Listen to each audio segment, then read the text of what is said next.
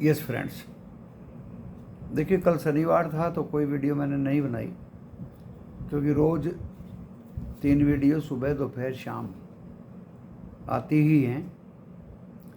और कोई पॉइंट आपके पास है, कोई क्यूज़ हैं, कोई फेवरेबल फैक्टर है, तो वो लेके वीडियो बनाना एक समझदारी का काम है। इफ़ एंड अदरवाइज दोस्तों, अननेसेसरीली वीडियो बना के आपका भी समय वेस्ट हो, मेरा भी समय वेस्ट हो, कोई उसका मतलब नहीं होता। तो फ्राइडे को हम 24,502 पे बंद हुए और 24,592 हाई मारा, लाइफ टाइम हाई। एंड दोस्तों नीचे 24,331। तो 24,502 पे निफ्टी 50 बंद हुआ, 186 186 पॉइंट अप। बैंक निफ्टी भी 52,794 हाई मारा और 52,171 लो मारने के बाद हाई मारा। एंड वहाँ से दोस्तों फिसल गया, निफ्टी 50 भी फिसला है 100 पॉइंट के लगभग, और बैंक निफ्टी भी वहाँ से काफ़ी कुछ फिसल गया। तो बंद हुआ 52,278 पे, 8 पॉइंट प्लस में। अब इन दोनों से निष्कर्ष जो निकलेगा, एंड एफआईआई की बाइंग, एफआईआई का डाटा वो यही दिखाता है दोस्तों कि हम कल एफआईआई की बाइंग डाटा अपने बाजार प्लस में, एंड यूएस के मार्केट अच्छे खासे प्लस में बंद हुए फ्राइडे को। यूरोप के बाजार भी 1% से ज़्यादा में प्लस में बंद हुए। एशिया को भी आप प्लस में ही कह सकते हैं, निक्की को छोड़ के। निक्की कल बंद रहेगा, जापान कल बंद रहेगा। तो ये सारे फैक्टर्स देख के दोस्तों लगता है कि बाजार कल प्लस खुलना चाहिए। उसका कारण एक और है, आप ये मत मानिए कि ट्रेंड ऊपर से नीचे की तरफ चल पड़ा है। होता क्या है कि जब आपके बैंक निफ्टी को 500 पॉइंट गिरा दिया ऊपर से, लीडरशिप आईसीआईसीआई की कहो या एचडीएफसी भी 10 रुपये प्लस में था, तो वहाँ से वो स्लिप होकर फ्लैट बंद हुआ। और बाजार ऑपरेटर की चाह पे चलता है, जो वो चाहता है वो ऐसे ही होता है।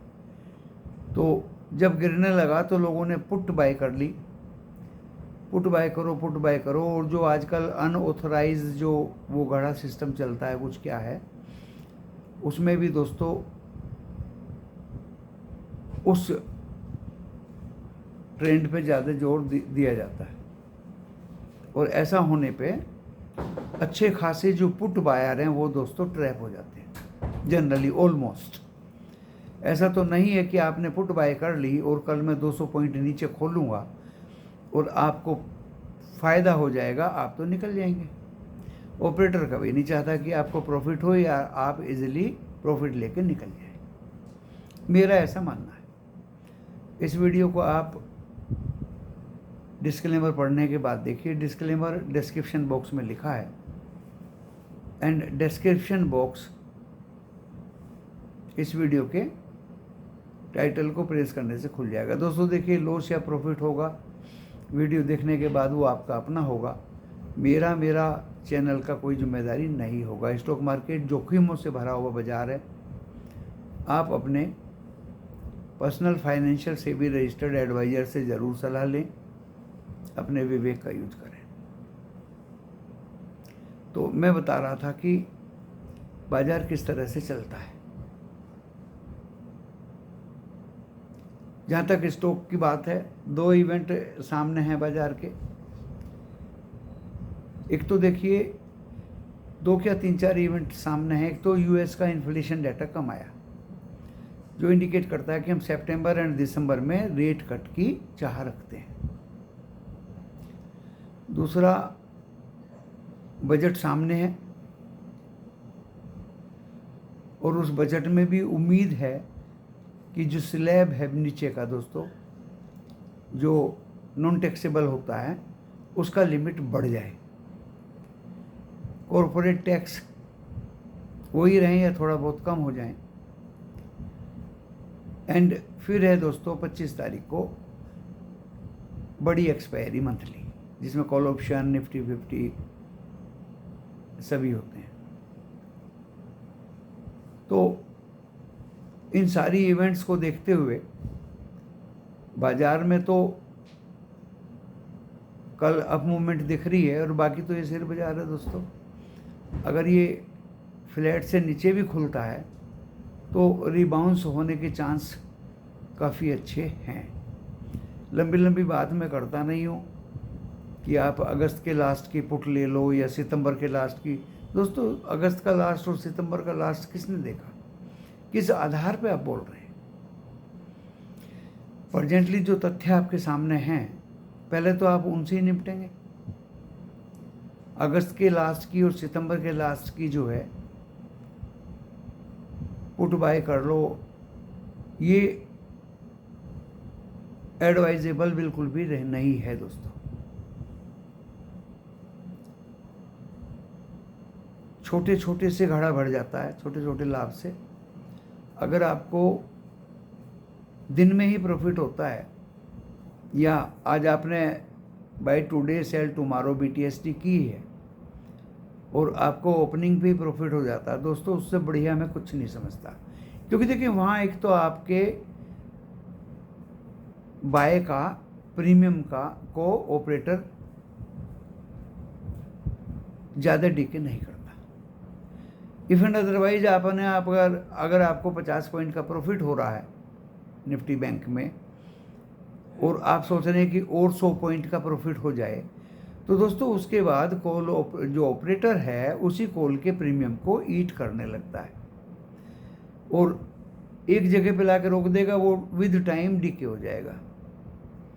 तो जो आपको ओपनिंग में मिलता है प्रॉफिट, उसको कैश कर लेना चाहिए, चाहे वो निफ्टी 50 में हो या वो बैंक निफ्टी में हो, चाहे वो फिन निफ्टी में हो। और फिन निफ्टी और बैंक निफ्टी में तो खासकर, क्योंकि इनकी मंगलवार को एक्सपायरी भी है, इन दोनों की मंगलवार को एक्सपायरी भी है। बुधवार 17 तारीख की छुट्टी है, बाजार बंद रहेगा। तो ये सारे के सारे पॉइंट एजुकेशनल हैं, इंफॉर्मेटिव हैं। आपको कोई ज्ञान अगर मिलता है, जानकारी मिलती है, तो दोस्तों इस वीडियो के माध्यम से तथ्यों के आधार पे आपको जानकारी मिलती है। क्रूड भी मैंने फ्राइडे को दिया था, एक दो बच्चे को टेलीफोनिक कॉल पे नेचुरल गैस भी दे दिया था, जिसकी उम्मीद नहीं थी, लेकिन नेचुरल गैस 6.35 पे दिया था और वो 10 रुपये से भी ऊपर तक गई, कॉल दिया था उसका। जबकि क्रूड का दोस्तों पुट दिया था, वो पुट 44-45 पे दिया, वो 73 तक गई दोस्तों, लेकिन रिस्की था। तो मैं साथ के साथ एजुकेशन भी देता रहता हूँ कि आपको किस तरह से इनमें काम करना है। जो मैंने किया है उसी को ही मैं आप लोगों को बताने की कोशिश करता हूँ। मैंने दोस्तों पंजाब नेशनल बैंक खरीदे फ्राइडे को, महंगे खरीदे मैंने, डिलीवरी में 1000 शेयर बाय किए। मैं खुलेआम इस वीडियो पे बता रहा हूँ, ऑपरेटर भी सुन रहा होगा, नहीं तो कोई बता देगा, ऑपरेटर को बता दे। कैश में मेरे पास डिलीवरी में अब 2000 शेयर PNB के हैं और 112 रुपये तक अगर गिरेगा तो दोस्तों मैं 3000 शेयर और बाय करूँगा PNB के। मुझे स्टॉक मार्केट के बैंकिंग सेक्टर में PNB से बढ़िया शेयर कोई नहीं दिया। अपनी अपनी चाह है दोस्तों, ये मेरी अंदर की चाह है, इच्छा है कि मुझे कौन सा स्टॉक ज़्यादा अच्छा लग रहा है। अब ये इसका मतलब नहीं कि आप कॉल ऑप्शन में PNB को बाय कर लें। देखिए अगर आपके अंदर थोड़ा सा भी पेशेंस है, होल्डिंग पावर है, तो PNB मैंने आपको बता दिया और मैंने अपने मेंबर्स को उसका कॉपी पेस्ट भी करके दिखा दिया है कि मैंने ये बाय किया। तो दोस्तों ये तो रही PNB की बात। एक मैंने गैप अप की बात बता दी, एक मैंने प्रॉफिट बुकिंग की बात बता दी गैप अप पे, एक मैंने पीएनबी की बात बता दी। लार्सन एंड टूब्रो फाइनेंस के एलटीएफ के जो रिजल्ट्स हैं वो 16 जुलाई को हैं। Q1 उसका बहुत अच्छा आया था, इसलिए वो बार बार रिकवर होने की कोशिश करता है। तो मुझे उम्मीद है दोस्तों 16 तारीख को अगर उसका रिजल्ट्स आएगा ड्यूरिंग मार्केट आवर और आफ्टर मार्केट आवर, तो 18 तारीख को उसका असर दिखाई देगा एलटीएफ में, लार्सन टूब्रो फाइनेंस में। ये भी मैंने आपको बता दिया। अब बात आती है दोस्तों आज के स्टॉक की। ये मेरे व्यू हैं दोस्तों, मैं बता रहा हूँ आपको, मेरी मेहनत है, मेरे व्यू हैं, मेरी जांच है। एक स्टॉक मैंने आज, एक ही स्टॉक तो बहुत सारे हैं दोस्तों, बहुत सारे हैं। अब मैं अननेसेसरी ऐसा स्टॉक कमज़ोर क्यों किसी को दूं, या क्यों किसी को बताऊं, या क्यों मैं खुद लूं। जो मैंने लिया है डिलीवरी में उसी की बात मैं कर रहा हूँ। इंडियन एनर्जी एक्सचेंज, देखिए इस स्टॉक की कहानी है। आप भी वेट कर रहे होंगे वीडियो की, और कल शनिवार को वीडियो में मैंने कोई डाला नहीं था, क्योंकि मैं भी थक जाता हूँ रोज़ 3 वीडियो डालने। ये कोई मजाक की बात नहीं है। सुबह का वीडियो कोई हवा में नहीं दिया जाता दोस्तों। ये देखिए बड़े बड़े कागज़ जो हैं पूरे के पूरे पहले लिखे जाते हैं, उनकी जांच की जाती है, उनको समझा जाता है, परखा जाता है, और फिर वो वीडियो पे मुझे बोलना होता है दोस्तों। और जो आज, क्योंकि जंगल में शेर तो एक ही होता है, 8-10 स्टॉक किसी को दे दें अननेसेसरीली तो दोस्तों वो भी नॉट गुड, या 8-10 स्टॉक खुद ले लें तो वो भी नॉट गुड अननेसेसरीली। तो दोस्तों मैंने इंडियन एनर्जी एक्सचेंज डिलीवरी में लिया, उसका भी मैंने कॉपी पेस्ट करके अपने ग्रुप में पेस्ट कर दी, सब मेंबर्स को दिखा दिया। क्यों लिया है देखिए, इसका कारण है। इसका मेरी नज़र बहुत दिनों से इसके ऊपर है, और ये मेरे पास था, पहले हुआ करता था दोस्तों। जब इसने एक शेयर पे 2 बोनस दिए तो तभी शायद कम बोनस एंड आफ्टर बोनस मैंने उसको निकाल दिया था। लो इसका है दोस्तों 52 वीक का 119 रुपये, हाई है इसका 191। प्राइस बाई बुक वैल्यू ज़्यादा है, क्योंकि बुक वैल्यू इसकी कम है 10.90। ओनली यही कमी है इस स्टॉक में। फेस वैल्यू 1 रुपया है, क्योंकि इसका स्प्लिट हुआ था 2018 में। 10 शेयर को, मतलब एक शेयर को 10 में तोड़ा था, 10 रुपये वाला 1 रुपया हो गया था। उसके बाद 2021 में कंपनी बोनस लेके आई, एक शेयर पे 2 बोनस। तो बुक वैल्यू इसकी 10.90 कम है, इसलिए P by B, price by book value 16.26 है। फेस वैल्यू 1 रुपया होगी। और देखिए इसके जो रेवेन्यू हैं 2024 के, वो हैं 449 करोड़ वर्सेस 400 करोड़। 2023 में 400 करोड़ थे, 2024 में वो रेवेन्यू हुए 449 करोड़। एंड प्रॉफिट 2023 में 292 करोड़ था, 2024 में 339 करोड़ हो गया। इक्विटी 89 करोड़ की है। रिजर्व दोस्तों 2024 में 883 करोड़, 2023 में थे 710, यानी 883 करोड़ वर्सेस 710 करोड़, यहाँ भी बढ़े हैं। लाइबिलिटी जो पहले 23 में थी, अब लाइबिलिटी दोस्तों 0 है। कोई लाइबिलिटी इस कंपनी के ऊपर नहीं है दोस्तों। एट प्रेजेंट डेप्ट जो इस पर कर्जा है 0 है दोस्तों।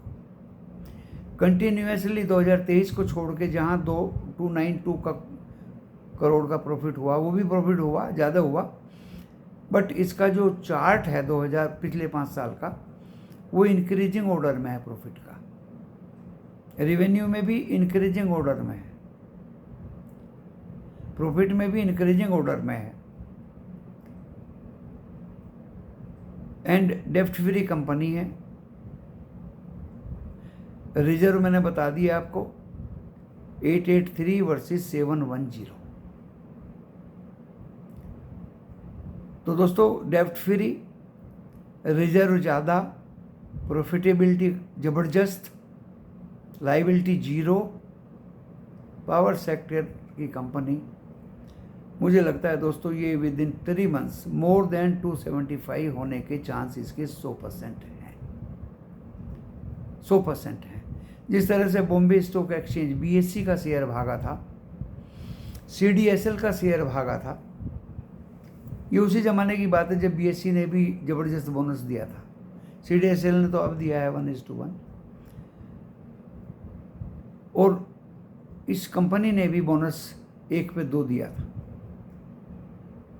BSE भी भाग गया, CDSL भी भाग गया, पावर सेक्टर के स्टॉक्स भी भाग गए। दोस्तों इंडियन एनर्जी एक्सचेंज जो अभी पिछले 10, 15, 20 दिन से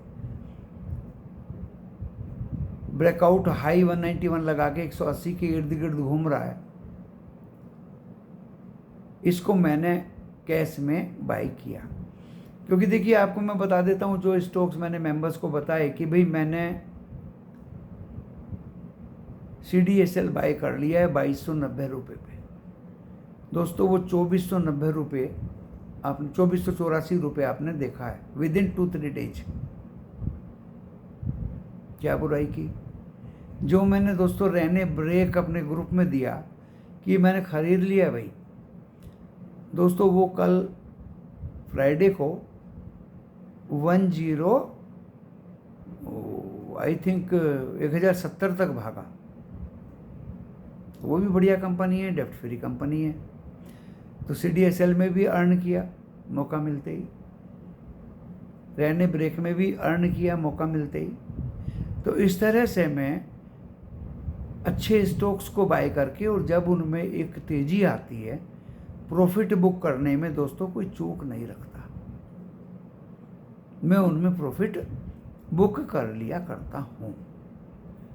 और टाटा स्टील कॉल ऑप्शन में दिया था, वो भी दोस्तों फ्राइडे को, थर्सडे को दिया था वो ड्यूरिंग मार्केट आवर। कुछ बच्चों ने तो वो क्लोजिंग पे थर्सडे को बुक कर लिया था। If and otherwise Friday opening पे ही अच्छा प्रॉफिट वो टाटा स्टील भी देख करके चला गया। तो जहाँ तक इंडियन एनर्जी एक्सचेंज की बात है, आपको 25 जुलाई तक जिसके पास कॉल ऑप्शन में होगा वो होल्ड कर सकता है। इंडिविजुअली ना बता के न्यू बाय के लिए मैं सलाह नहीं दूंगा, और ना ही मैं इस तरह की सलाह कभी दिया करता। जहाँ तक लार्सन एंड टूब्रो फाइनेंस की बात है, पेडिग्री अच्छी है, Q1 अच्छे अपडेट आए थे। इसको भी 16 जुलाई रिजल्ट इंतज़ार करके, 17 की छुट्टी है, 18 को इसका रिएक्शन होगा रिजल्ट्स में। एक बार को दोस्तों ये भी 190 क्रॉस करने की ताकत रखता है। बाकी तो ये स्टॉक मार्केट है, मैंने बता दिया कि जब इसमें ज़्यादा बायर्स हो जाते हैं तो ऑपरेटर गिरा दिया करता है, जब इसमें ज़्यादा सेलर हो जाते हैं तो दोस्तों बाजार को ऑपरेटर ऊपर खींच देता है। ये स्टॉक मार्केट है, आप पेशेंस से, शांति से, अनुशासन से, विदाउट एनी पैनिक डेली कुछ ना कुछ स्टॉक मार्केट से अर्न करने की क्षमता रख सकते हैं। और जिनके अंदर पेशेंस नहीं है, जिनके अंदर डिसिप्लिन नहीं है, जिनके अंदर शांति नहीं है, इंतज़ार नहीं है, दोस्तों उनको स्टॉक मार्केट फेवरेबल कभी होगा ही नहीं। उनको हमेशा कैश के स्टॉक्स में ही प्ले करना चाहिए। जहाँ तक क्रूड ऑयल की बात है, अब तक शायद मैंने पिछले 2-3 महीनों से ही क्रूड ऑयल का काम देना शुरू किया। दोस्तों कभी भी लॉस किसी भी इंसान को उसमें नहीं हुआ। वीडियो को आगे पीछे करिए, देखिए, समझिए, परखिए, और इम्प्लीमेंट कर सकते हैं। धन्यवाद।